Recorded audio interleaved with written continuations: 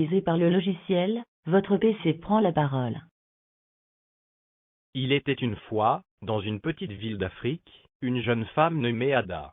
Ada était très belle chaque fois qu'elle passait. Elle crée de la confusion en raison de sa beauté. Tous les hommes de la communauté fixeront leur regard sur elle.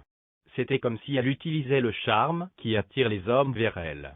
Ada était si belle et attirante qu'il était difficile pour un homme de résister à sa beauté. C'est pourquoi Ada peut avoir n'importe quel homme qu'elle veut, qu'il soit marié, sur le point de se marier, ou encore célibataire. Elle était aussi très riche, car elle n'a jamais travaillé un seul jour de sa vie. Elle fait payer toutes ses factures par des hommes riches et puissants dans tout le pays. Certains vont jusqu'à acheter nos maisons, et d'autres s'envolent pour les vacances. Mais Ada avait un secret. Elle mange les hommes avec passion. Tout ce qu'elle faisait avec les hommes était le résultat d'être membre d'une cour secrète entièrement féminine, appelée la sororité de la lumière. L'horreur de son enfance l'a conduite dans les bras de la cour secrète, et depuis lors, la sororité de la lumière est sa maison et sa famille. La mission de chaque fille ou femme qui est membre de la sororité de la lumière est de rechercher des hommes riches et influents, ou des hommes qui ont une grande gloire, ou une grande destinée, et de coucher avec eux. Une fois qu'ils l'ont fait, ils prennent la gloire et le destin de l'homme, et s'ils aiment l'homme, ils peuvent l'utiliser comme une marionnette pour ouvrir les portes de la richesse pour tous ceux dont ils ont besoin. Ada, qui est membre de la cour secrète depuis l'âge de 17 ans, a maintenant 24 ans en raison de sa haine pour les hommes et de son désir constant de les faire payer pour ce qu'ils lui ont fait. Elle a couché avec plus de 400 hommes et a détruit leur destin. Elle est donc classée dièse 13 à la sororité de la lumière. Adley menait une vie normale. Elle possède une grande maison avec des servantes et des domestiques, et à tous ceux qui l'ont connue. La nature de son travail consiste à voyager de ville en ville pour découvrir les villes et villages qui seront développés par son organisation. Elle voyage donc beaucoup. Mais c'était une couverture pour elle de chercher des hommes influents et de grandes destinées dans chaque ville. Une fois qu'elle en aura trouvé, elle verra une lumière briller sur leur front. La lumière signifie leur destin. Elle les poursuit ensuite et fait tout ce qui est en son pouvoir pour que l'homme couche avec elle. Une fois qu'elle a terminé, elle passe à l'homme suivant, sa cible. C'est 5 hommes dans chaque communauté. Puis elle rentre chez elle pour se reposer et reprend après un salut. Un jour, alors qu'Ada se préparait à quitter sa maison et à se rendre dans une petite ville, quelqu'un lui a dit qu'elle avait reçu un appel téléphonique lui disant que le poste de numéro 6 de sa sororité était ouvert.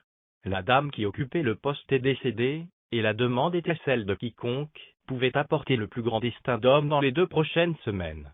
Parmi les meilleurs joueurs occupera le poste. Elle était très heureuse, car elle savait que personne ne pouvait la battre pour obtenir ce poste. Avec cette information à l'esprit, Ada était déterminée à travailler très dur et à gagner le sport. En route vers la petite ville, elle pensait déjà à la façon dont elle allait célébrer sa victoire. Alors qu'elle arrive dans la petite ville pour commencer sa mission. Immédiatement, elle est descendue de la voiture. Tous les yeux étaient déjà fixés sur elle. Sa beauté rayonnait et rayonnait pour tous ceux qui la voyaient le même jour dans la soirée. Elle a quitté sa chambre d'hôtel pour aller boire un verre au bar. L'homme riche s'approcha d'elle et se présenta. Il était prêt à lui acheter tout ce qu'elle voulait alors qu'elle regardait son front.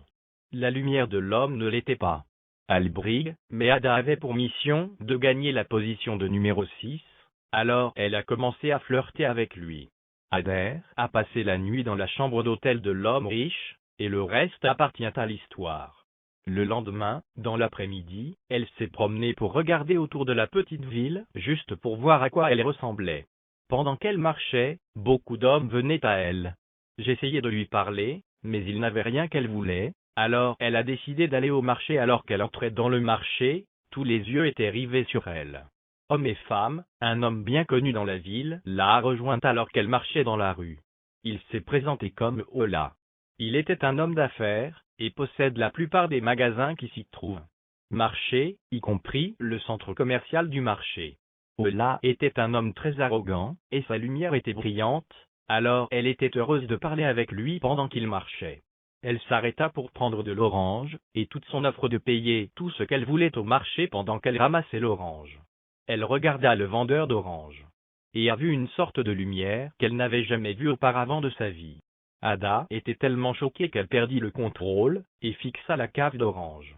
C'était comme si elle donnait une dose, un avant-goût de sa propre médecine. La façon dont les hommes la regardaient était exactement la façon dont elle regardait cette cave à orange, mais le vendeur d'oranges n'en a jamais pris note, ou même remarqué sa beauté.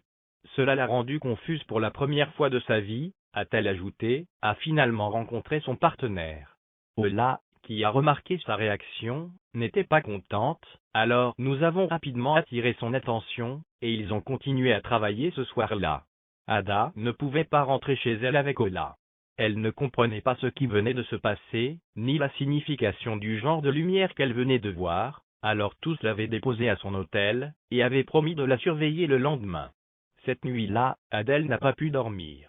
Elle ne pouvait pas se détacher de la cave orange, alors qu'elle se retournait et se retournait sur le lit.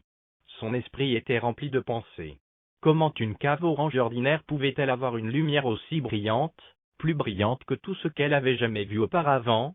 Après avoir essayé pendant un certain temps, et ne pas pouvoir vous endormir, elle appela son supérieur de la sororité de la lumière, pour savoir quel genre de lumière le vendeur d'oranges portait. On lui a dit que c'était une lumière alpha. Son supérieur lui a dit que si elle pouvait coucher avec lui, cela couvrirait tous les hommes dont elle avait besoin, pour obtenir la position de numéro 6. Ada était très heureuse de la nouvelle, mais pour la première fois confuse le lendemain matin alors qu'il se préparait, elle avait l'air aussi sexy et attirante que possible. Puis, elle est allée directement au marché pour chercher la cellule orange. Alors qu'elle marchait dans la rue pour la première fois, ils ne remarquèrent aucun homme qui la regardait. Son esprit était occupé par la cave d'orange. Quand elle l'a vu, elle lui a demandé son nom, et il lui a dit qu'il s'appelait Mona. Mona était grande, musclée, brune et belle. Tous les gens du marché l'aimaient. Les jeunes et les vieux ont chanté des louanges à son sujet, mais la plupart des femmes étaient attirées par lui, mais il ne montre jamais d'intérêt pour personne, se contentant de s'occuper de ses affaires. Muna était également très respectueux, et parlait bien de tout le monde sur le marché, et dans la communauté. Selon les gens, il était le plus généreux. Un homme au grand sehur qui ait jamais vécu comme Ada. Je l'ai regardé. Sa lumière était si brillante, qu'il ne put s'empêcher de le regarder dans les yeux pour la première fois. Elle était perdue. Pourquoi? Alors Muna lui a demandé. Madame, voulez-vous acheter des onges? Comment puis-je vous aider? Pendant qu'il parlait, il avait une voix douce qui pouvait faire fondre le sehur de n'importe qui. Pas étonnant que toute la communauté ait chanté le sien. Puis Ada s'est rendu compte qu'il ne la trouvait pas attirante. C'était la première fois qu'un homme ne commentait jamais sa beauté, il était donc maintenant très évident que Ada l'avait trouvée. Allumette. Mais elle était déterminée à le faire tomber, et à gagner son prix. Alors elle lui a dit qu'elle était nouvelle dans la communauté, qu'elle était venue pour une recherche. Et elle avait besoin d'une personne qui lui ferait visiter la ville. Et d'après ce que les gens disent de lui, elle sait que c'est un homme bon. Elle lui a donc demandé s'il pouvait être son guide dans la communauté. Muna est d'accord, mais a dit que ce sera après le travail qu'il aura beaucoup de monde. Il aide au marché. Autre. D'être qu'elle lui paiera bien pour son temps, mais Muno a rejeté son argent, et a dit qu'il l'aiderait, mais tout n'est pas une question d'argent. Il prévoit donc de se rencontrer ce soir-là. Une autre est partie et est retournée à son hôtel. Alors qu'elle arrivait dans sa chambre d'hôtel, et ouvrait la porte, elle a trouvé des cadeaux partout dans sa chambre. Tous ses visiteurs avaient rendu visite, et laissé un cadeau. Et puis notez cela. Super à la plus belle fille que j'ai jamais vue. S'il vous plaît, gérez cela en signe de mon appréciation. Ada sourit et dit qu'elle ne s'intéressait pas à lui. Son esprit et son attention étaient fixés sur Mona, la vendeuse d'oranges. Elle voulait vraiment savoir comment il pouvait avoir une lumière aussi brillante et continuer à vendre des oranges. Ce soir-là, elle a rencontré Mona alors qu'il se déplaçait dans la communauté. Elle a essayé de se frayer un chemin dans son sehur, mais Mona ne la remarqua pas. Cela la mettait très mal à l'aise car aucun homme ne lui avait jamais résisté auparavant. C'étaient généralement les hommes qui se jetaient sur elle à mesure qu'il devenait plus sombre. Elle lui a proposé de lui acheter de la nourriture, et ils sont allés manger dans un restaurant. Ada lui a posé des questions sur sa famille et ses relations, mais Muna a dit qu'il était orphelin. Il a été trouvé sur le pas de la porte d'un orphelinat dans cette communauté, et c'est là qu'il a grandi. Alors il s'est fait un devoir d'aider tous ceux qui entrent dans l'orphelinat en vendant pour soutenir qui il peut. Quant à la relation, Mona a déclaré qu'il n'avait pas le temps pour cela pour le moment. Une semaine s'est écoulée, et s'est débarrassée d'Ella qui la harcelait. Elle s'intéressait de plus en plus à Mona, mais elle était maintenant devenue amie. Elle avait fait plusieurs tentatives pour séduire Mona, mais ce n'était qu'un gentleman qui ne pouvait pas profiter d'une femme. Un soir, Ada a invité Mona à la rencontrer au bar, qui se trouve dans le bâtiment de son hôtel. Pendant qu'ils étaient là, d'autres ont agi, comme si elle était ivre. Mona a donc dû l'aider à obtenir dans sa chambre. Elle est presque tombée nue, pensant que si Mona voyait son corps, il tomberait amoureux d'elle. Mais Mona se précipita hors de la pièce immédiatement. Il l'allongea sur le lit. Elle était très en colère. Elle alla se tenir devant le miroir, et fixa son reflet. Et pour la première fois, elle s'interrogea. Elle savait qu'elle était toujours belle et attirante, parce que tous les autres hommes de la communauté couraient vers elle. Après avoir regardé le miroir pendant un moment, elle s'est demandé ce qui n'allait pas avec cet homme. Puis, elle a mis au point un plan pour le droguer et le violer. Au lieu de cela, elle a décidé que quoi qu'il en coûte, elle le ferait tomber. Elle ne perdra jamais l'occasion de devenir numéro 6 dans la sororité de la vie. Cette nuit-là, elle a porté son manteau secret, ses vêtements, et a commencé ses prières d'induction. Le lendemain, elle s'est excusée auprès de Mona pour s'être saoulée, et s'être mal comportée. Puis, elle a promis que cela ne se reproduirait plus jamais. Mona n'était pas contente d'elle, alors elle lui a proposé de lui offrir un déjeuner pour qu'il puisse faire la paix, mais Mona a refusé et a proposé de l'inviter chez lui, et de cuisiner pour qu'il mange chez lui. Ada était excitée plus tard dans la soirée, lorsqu'elle visita la maison de Munax, et qu'ils s'assirent pour manger. D'autres personnes placèrent la charmante nourriture Mona, qu'ils mangea et tombèrent dans un sommeil profond. Elle l'emmena rapidement dans la chambre, et le déshabilla. Elle sortit son bracelet de son sac à main. Chaque fois qu'une fille, ou une dame de la sororité de la lumière, veut avoir des relations sexuelles avec un homme, et prendre sa grandeur ou son destin, ils doivent porter ce bracelet pendant les rapports sexuels.